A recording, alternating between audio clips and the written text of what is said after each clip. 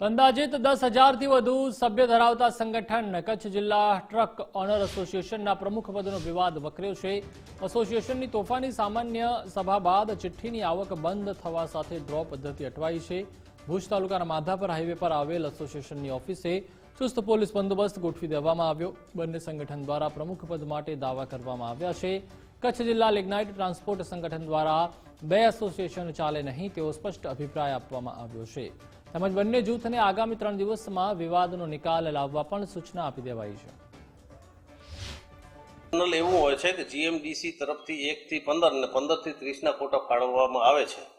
હવે 15 થી 30 ના કોટા જે હોય એ 30 તારીખ સુધી ઉપાડી લેવા પડે, નકા લેફ્ટ જાય અને એનું પછી પેમેન્ટ 5-15 દિવસ મહિના દિવસે પરત આવતું હોય છે। એટલે પાર્ટીઓના કોટા લેફ્ટ ન જાય એટલા માટે અમે બંને ગ્રુપને વિનંતી કરી હતી કે ભાઈ આ 4 દિવસનો માલ તમે અમને રેગ્યુલર મુજબ જે પ્રમાણે અત્યારે ડ્રો થાય છે એ મુજબ ઉપાડવા દો। એના પછી 30 તારીખ આજુબાજુ અમે મીટિંગ અમારી બોલાવી અને નક્કી કરશું કે હવે એક ગ્રુપને ચિઠ્ઠી આપવી કે બંને ગ્રુપમાંથી એકેને ચિઠ્ઠી ના આપવી, એવું અમે 30 તારીખે મીટિંગ બોલાવીને નક્કી કરશું।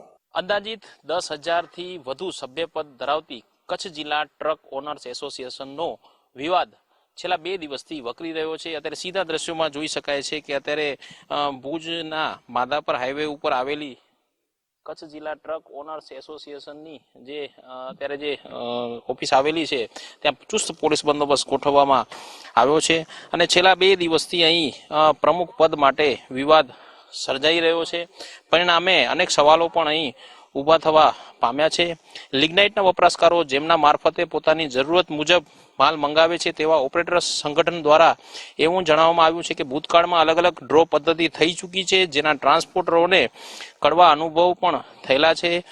વિવાદ બાદ બંને જૂથ અલગ અલગ ચિઠ્ઠીઓની માંગણી કરી છે, પણ પરિવહનકાર સંગઠને બંને જૂથ સામે અલગ અલગ બેઠકો કરીને તેમને સ્પષ્ટ જણાવી દીધું છે કે 2 એસોસિએશન ચાલી શકે તેમ નથી।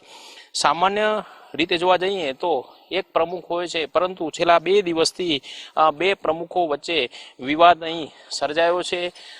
ત્યારે આવનારા દિવસોમાં આ પ્રકરણમાં શું નવું વળાંક આવે છે તે આવનારો સમય જ કહેશે। તેમ મુનાફ સાથે કૌશિક છાયા, ગુજરાત ફર્સ્ટ, કચ્છ।